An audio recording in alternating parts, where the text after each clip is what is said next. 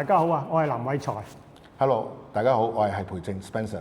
係點解我哋今日咧有個話題咧，就同大家講就係吸煙危害錢包啊？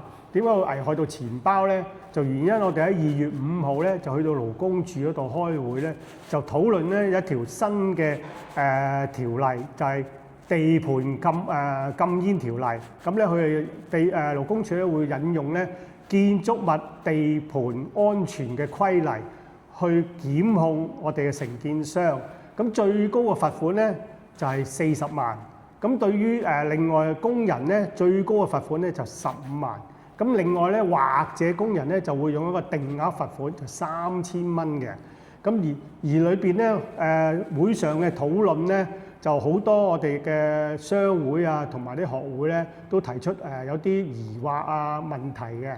咁至於個內容咧，我就交俾阿 Spencer 講啦。好啊，唔該晒。咁其實當日咧，好多商戶都提出咗唔同嘅建議啦。咁總括嚟講有6項嘅。第一就係吸煙係一個個人嘅行為嚟嘅。咁究竟我哋作為僱主可以做到幾多嘢去防止呢樣嘢咧？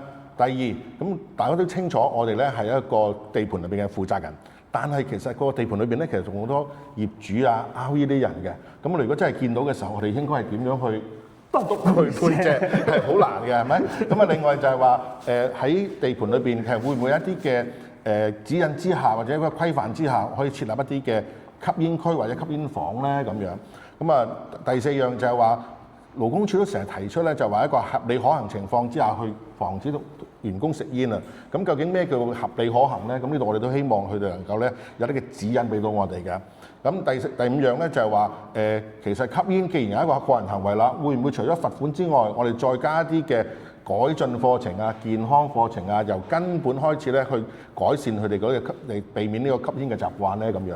咁而最後咧就係大家最關心嘅就係話勞工處嗰個執法力度係點樣啊？因為我哋好擔心咧就係話係咪真係好似一般嘅安全法例咁樣啊，告咗個僱員嘅時間，同一時間咧都告埋個僱主咧，咁呢個都係我哋比較關心嘅地方啦。